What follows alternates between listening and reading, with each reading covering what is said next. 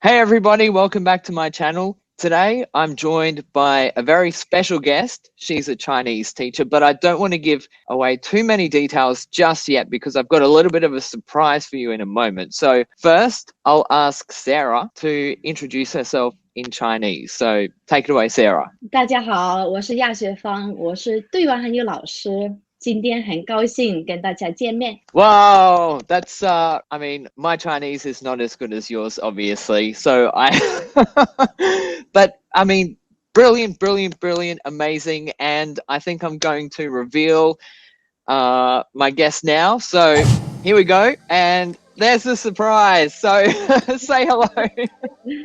Hi everyone, so great to see you, all of you here on Hazza's channel. Yeah, so I guess a lot of people would be surprised that you are a Chinese teacher because you're not Chinese. And I guess most of the time when people think of Chinese teachers, they would imagine that they would be Chinese. So how on earth did you become a Chinese teacher? Yeah, that's definitely true. I get a lot of questions when I talk about what I do for living. But how did I become a Chinese teacher? It definitely was not my childhood dream of what I wanted to be when I grow up, because I didn't even realize that could be an option. So when I moved to Guangzhou, China, 2010, I started to study and do my degrees here. During my bachelor degree studies, we had a decision to make. We had to specialize in something. So we have to choose either business Chinese or education. And actually before, there used to be a third option that was culture, and I was really decided to chosen that, but they canceled that specialization just out of the blue. So I was left with two options, luckily, now looking back, and I chose education. And through that and all those courses we had, I just grew more and more interested in teaching and just sharing this passion and love for the language with everyone. So I just went with it.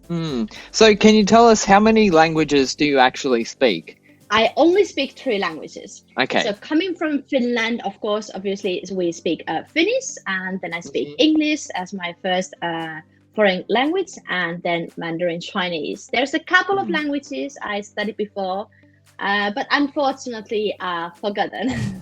Because I guess, the easy route would have been to become an English teacher or a Finnish teacher in China, because there would definitely be a market for that. But you're in China and you decided to become a Chinese teacher. Why? Really, when I started my master's degree in teaching Chinese as a foreign language, I was really worried about who is going to hire me. There's, billions of Chinese people who speak better Chinese than I do. And do I have to go back to Finland to teach Chinese, or how it's going to work? And I was very nervous when I got my first student, and, just over preparing for the first class. I prepared for 10 hours for 1 hour class just to make sure everything would go well. And I was so happy to notice that, people actually, especially in the beginner phase, they prefer to have a foreign teacher, someone who had also learned the language, went through all the struggles, made the mistakes, and just could understand them from a student's point of view. So I was very happy to notice that. And after that kind of a little bit of self-doubt in the beginning, after that, I haven't had any doubt whatsoever.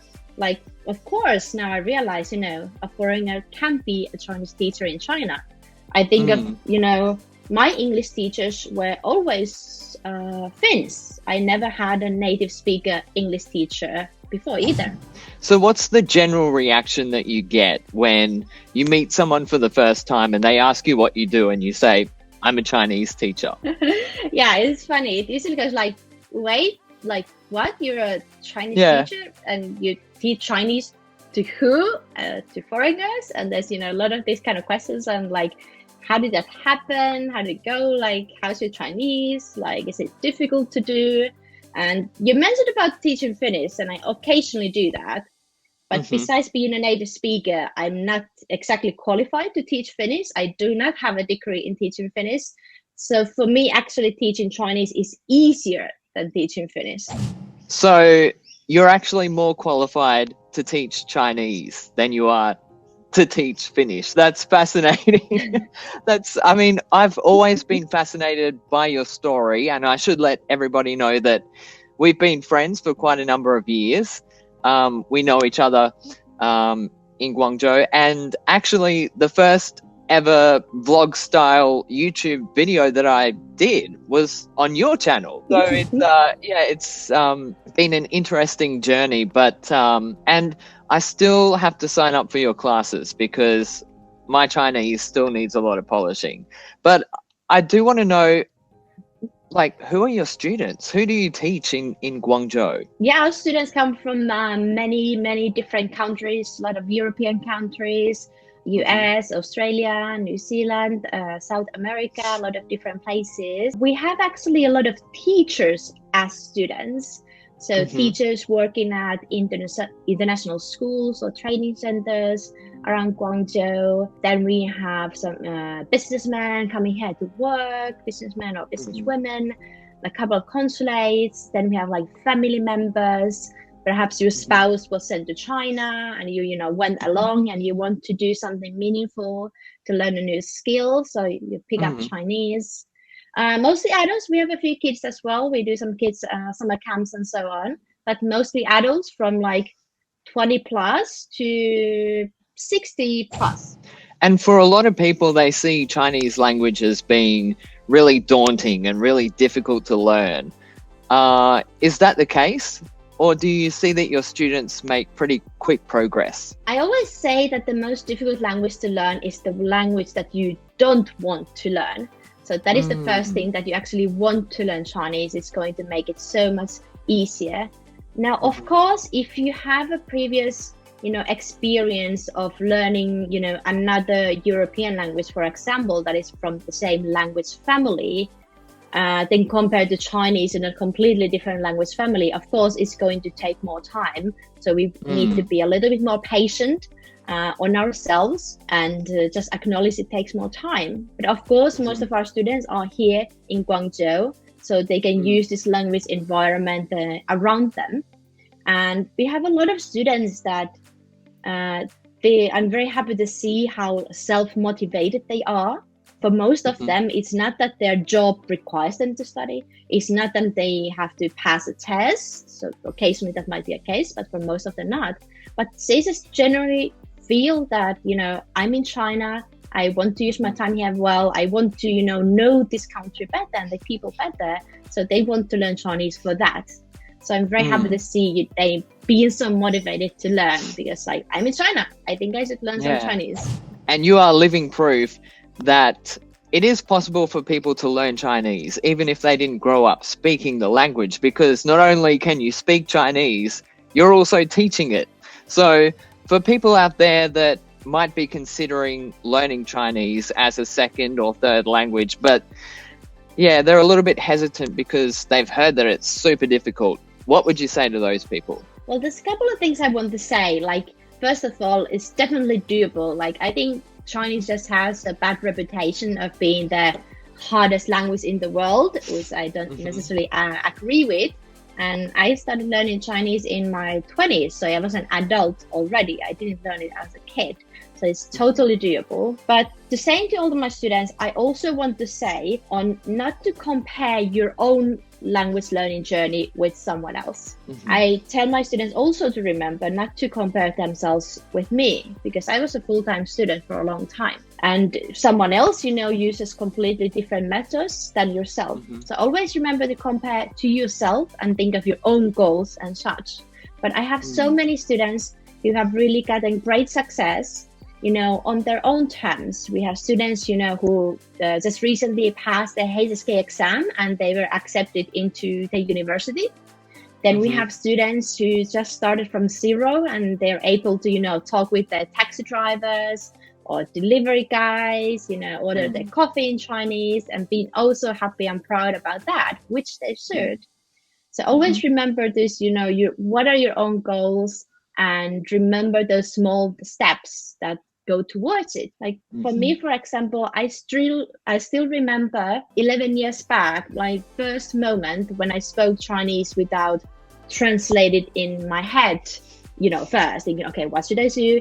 okay, translate and then say it. I still remember where it was and what the discussion was about. So really cherish those little victories along the way. So that was like a big milestone for you. You must think in Chinese a lot as well. Yeah, so at the beginning, there's a lot of, translating in your hand and saying it out loud. But the more you do and more you learn Chinese, the more automatic it comes.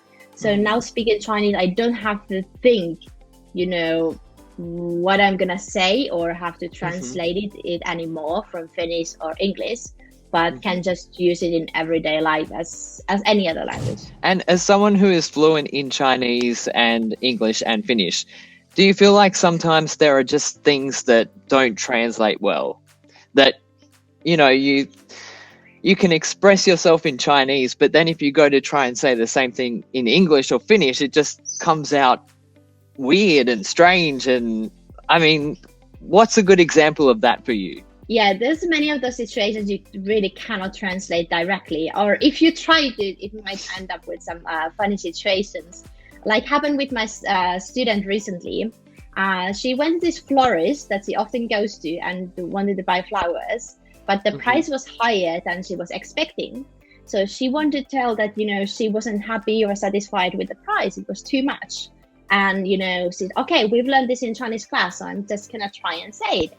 And she said, 我不高兴. And the florist like, oh, what happened? You're not happy? Like, did something happen in your life in general? And the florist was thinking she was just opening up her heart, whereas she was thinking, I said, I'm unhappy with the price. I was just trying to translate that directly. Yeah, and also in Chinese, there are just some words that they're just so useful. You can use them all the time, like, oh, 辛苦啦, or something like, oh, 太麻烦了, something like that. You know, exactly. In English, it's just really hard to translate that into English because, I mean, there's no specific translation. And so I guess there could be 100 different translations for each of those phrases.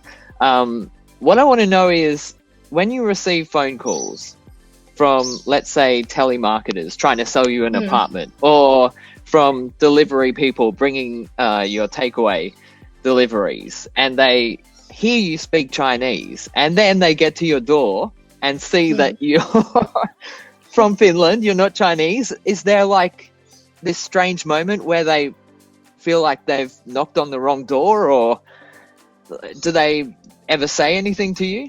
Yeah, there's certainly situations and they're like, oh, you're not who I was expecting to see or to meet, from, delivery guys to taxi drivers and Didi drivers and so on. But I have to say, living in Guangzhou for 11 years, one really happy change I've seen is that there are more and more people just that interacting with me as any other person. I've had people sometimes ask me the way to go somewhere. I've had people, ask me different questions or say different things. And for me personally, I like the interactions the most when they don't comment my language skills or they don't comment where I'm from. And then I just feel like, I feel more like a local among everyone else. Yeah, because I think I've experienced the same. Like a couple of years ago, if you spoke to a local in Chinese, they would always say, wow, your Chinese is so good. Where did you learn it? Why is it that you can speak Chinese? But now things are changing a little bit, at least in Guangzhou, whereby you don't get that as much anymore. They just sort of treat you as just another person, basically. Exactly. I really like that change because sometimes, I don't know, maybe I'm from Finland, so, hearing those kind of like compliments and shots is a bit awkward and not really sure always what to reply. So I'm very happy when people are just talking, person to person. So it's a very nice change and really makes you feel like home. Yeah, that's great to hear.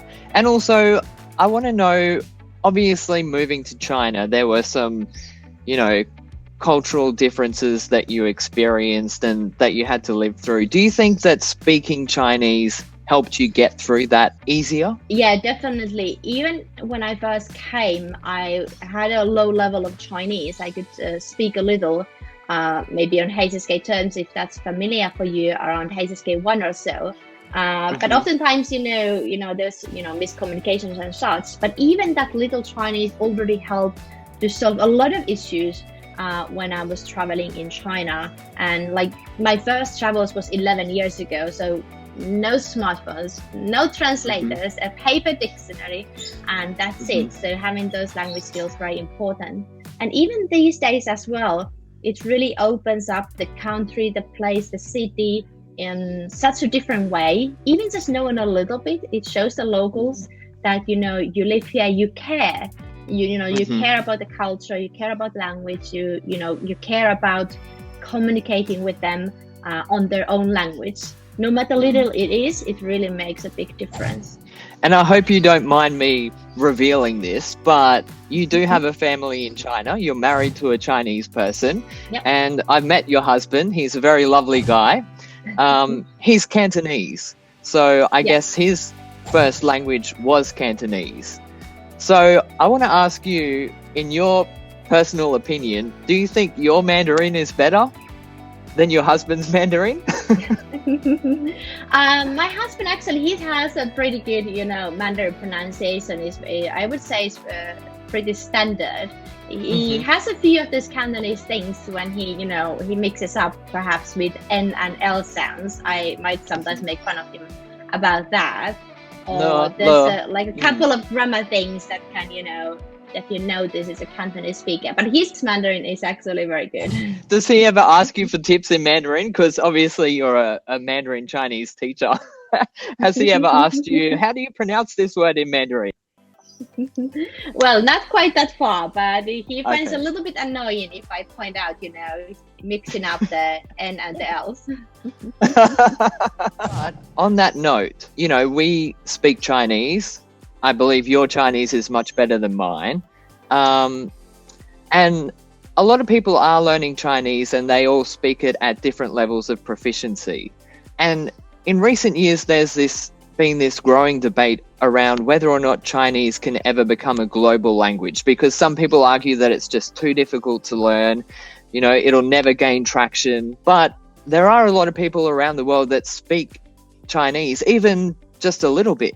Do you think that one day we'll see Chinese become more of a global language, or do you think that's just out of the question? I think Chinese definitely is going to be more and more important language in the world. You can, interact with Chinese people all over the world, actually, between, people moving to different places, doing business. China is doing business in, pretty much all the countries of the world. So it's definitely going to be more and more important.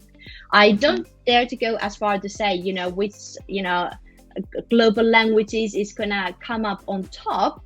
Rather, I would say and encourage everyone how important it is to study more languages. Even if English is the global language right now, and it's very important, I feel, for everyone to learn. But I would also say that learning other languages is also equally important, because you're learning a new language, you're learning a new culture and a new way to think as well. So for someone coming from Finland, we don't have any options. We must learn foreign languages if we want to speak with anyone. We only have a population of 5 million people. So if you want to interact with anyone, we gotta learn some foreign languages. And I'm very happy about that, because really learning a new language is learning a new culture, learning a new way to think. And I feel like, learning languages and learning about other cultures is really the key of understanding each other a lot better. So I hope that besides having these global languages, perhaps English and Chinese both, but we also keep learning the other languages as well. I guess you are very well prepared for the future, because whether English remains the dominant global language or Chinese, becomes more widely spoken around the world, you will be able to communicate with a whole lot of people. And hopefully more and more people will start to learn Chinese as well. So if people want to seek you out, and if people would like to learn from you and become your student, what should they do? Where should they find you? So there's a couple of places you can find me. Here on YouTube, I have a channel called Guangzhou Expat, talking about all kind of things about living in Guangzhou. I have my personal blog of 11 years already at Hmm. sarayaksula.com. And Hmm. then we have our Chinese Center website at expertchinese.com. All of these places a good place to go and find out more about what I do in Guangzhou, teaching Chinese, and so on. Very happy Yeah. to connect with all of you, no matter where you're going to be following us. Awesome. Well, I'll put all of those links in the description below. And hopefully, you know, whether they be people overseas or in Guangzhou or wherever, I hope this conversation has inspired somebody out there to, you know, break through that mental barrier and be open to learning Chinese. Because if you can learn Chinese and become a Chinese teacher, then there's hope for all of us, I guess. Because, you know, you didn't grow up learning Chinese. Now you're a successful Chinese teacher in China. I think you are the first foreign Chinese teacher that I've ever met in Guangzhou, but perhaps in the future there may be more.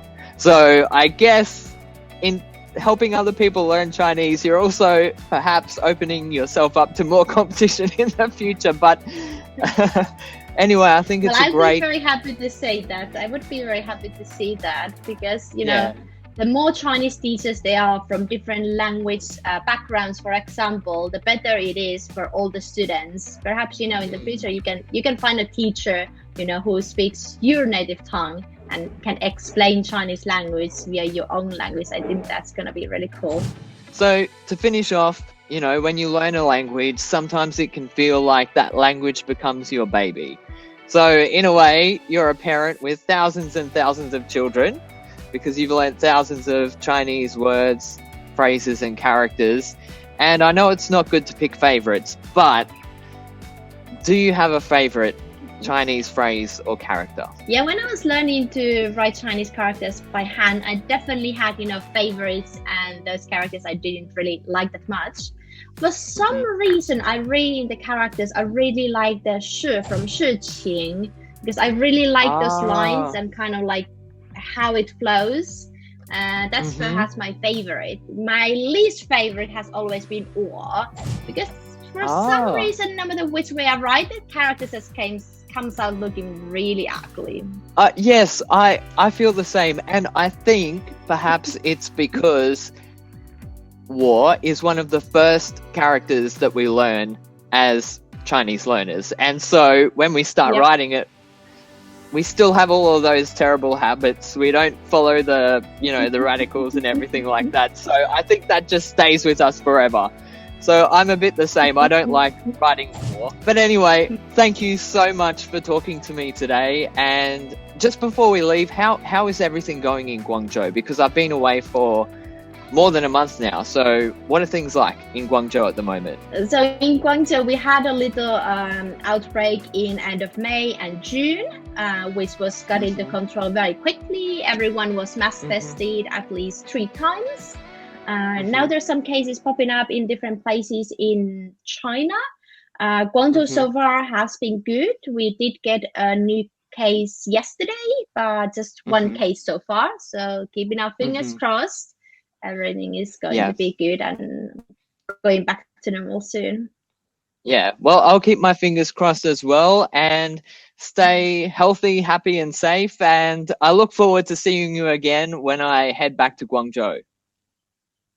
Likewise, looking forward to seeing you again here.